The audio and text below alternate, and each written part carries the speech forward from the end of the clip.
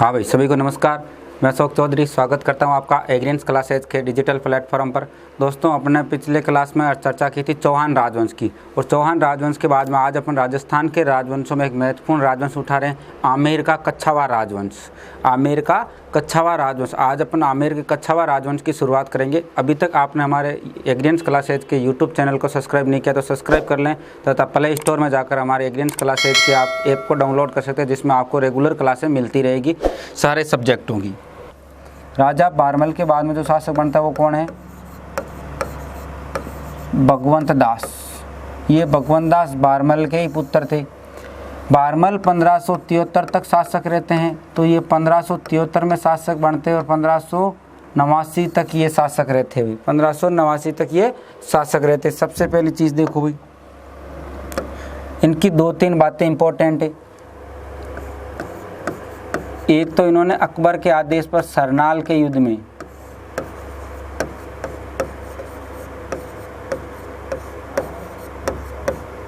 मोहम्मद हुसैन मिर्जा का दमन किया।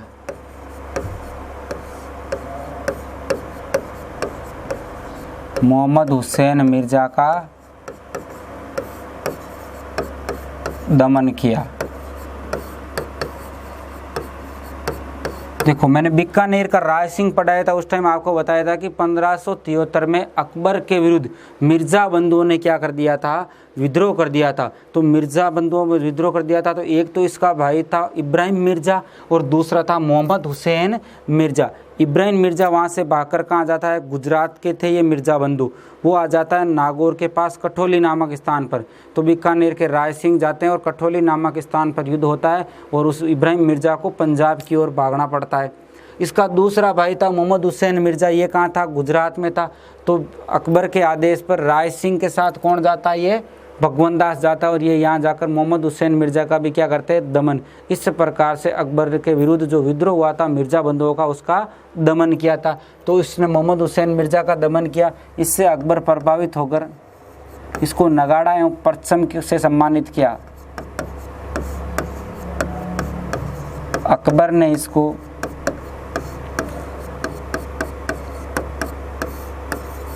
नगाड़ा एवं परचम देकर सम्मानित किया।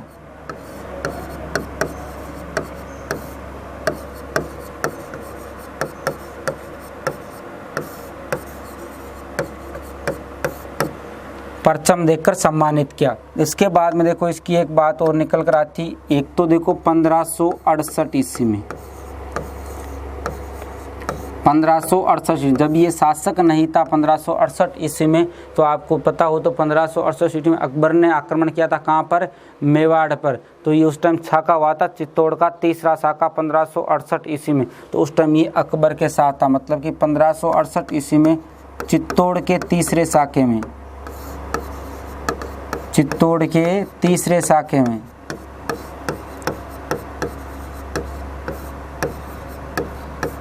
अकबर के साथ था।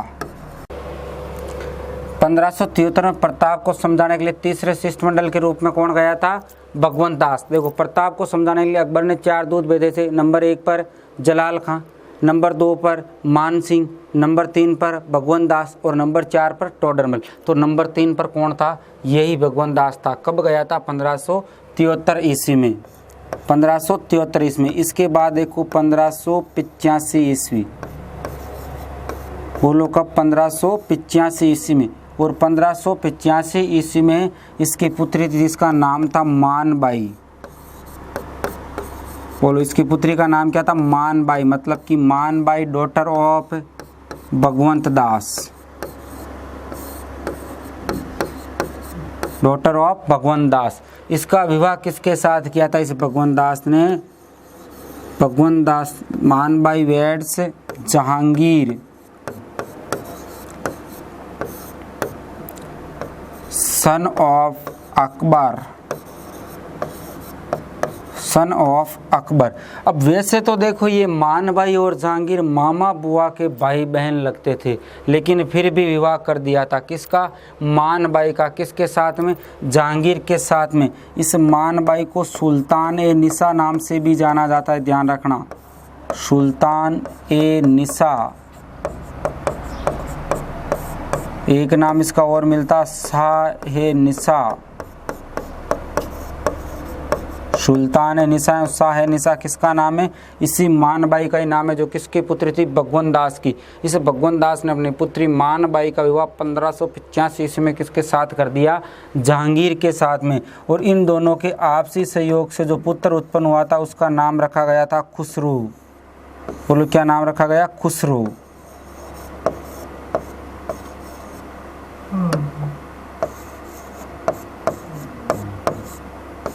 इनके जो पुत्र हुआ था उसका नाम क्या था? खुसरो। क्लियर चीज। और ये मानबाई जहांगीर के बाद में क्या होता है? 1604 ईस्वी के आसपास की बात है। ये मानबाई जहांगीर के नशे की आदत से दुखी होकर आत्महत्या कर लेती है। इसके बाद देखो अकबर ने भगवंत दास को भी 5000 का मनसब दिया था। अकबर ने भगवंत दास को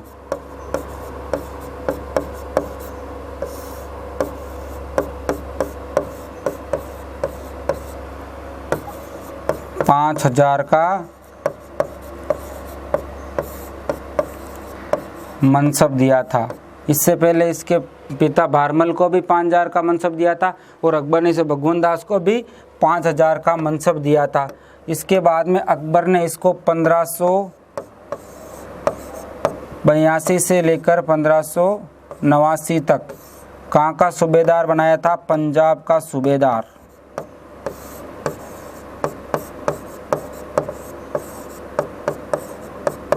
पंजाब का सूबेदार बनाया।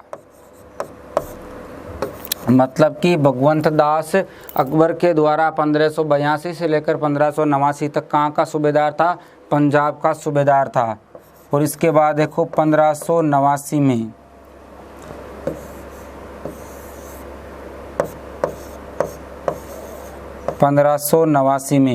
भारमल की क्या हो जाती? भगवंत दास की क्या हो जाती है? मृत्यु।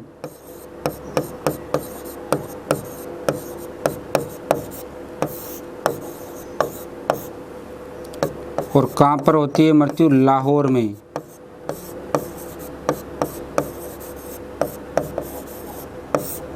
लाहौर में मृत्यु। तो देखो एक बार वापस भगवंत दास अपने पिता भारमल की मृत्यु के बाद आमेर की गद्दी पर बैठते हैं। कब? 1573 से। कब तक शासक रहते हैं? 1573 से लेकर ये 1589 तक। सबसे पहली बात, ये 1573 में जो मिर्ज़ा बंधुओं ने विद्रोह किया था अकबर का, तो ये गुजरात जाते हैं और सरनाल का युद्ध होता है, जैसे मोहम्मद हुसैन मिर्ज़ा का दमन कर देते हैं। इससे अकबर प्रभावित होता है। अकबर प्रभावित होकर इसको नगाड़ा एवं परचम देकर इसको सम्मानित करता है इसको। उसके बाद ये शासक बनने से पहले ही 1568 में जब चित्तौड़ का तीसरा साका हुआ था, तो उस साके में ये अकबर के साथ गया था। पहली चीज़ तो प्रश्न पूछ लिया जाए, आमेर का वह राजकुमार जो चित्तौड़ के तीसरे साके में अकबर के साथ गया था? भगवंत दास। क्योंकि राजकुमार होगा उस टाइम ये शासक नहीं था, ध्यान रखना। शासक बना था 1573 में। फिर 1573 में ये जब शासक बना तो इसको प्रताप की अधीनता स्वीकार करवाने के लिए, प्रताप को समझाने के लिए इसको तीसरे शिष्टमंडल के रूप में भेजा था। तीसरे शिष्टमंडल का मतलब हो गया कि इससे पहले प्रताप को समझाने के लिए अकबर ने 2 व्यक्तियों को भेज चुका था। अकबर तीसरे नंबर पर इसको भेजा था। तो मतलब कि अकबर प्रताप को समझाने के लिए तीसरे शिष्टमंडल के रूप में कौन गया था? भगवंत दास आमेर। कब? 1573 ईस्वी में। फिर 1585 ईस्वी में इस भगवंत दास ने अपनी पुत्री मानबाई, जिसको सुल्तान निसा एवं शाह निसा के नाम से भी जाना जाता है, उसका विवाह कर दिया था जहांगीर के साथ में। और इन दोनों के जो पुत्र हुआ था उसका नाम रखा गया खुसरो। लेकिन ये मानबाई जहांगीर के नशे की आदत के कारण आत्महत्या कर लेती है। आ गई बात समझ में? बाद में देखो अकबर ने इसको भी 5000 का मनसब दिया था। अकबर ने इसको 1582 से 1589 तक पंजाब का सूबेदार भी बनाया था। और 1589 में भगवंत दास की लाहौर में क्या हो जाती है?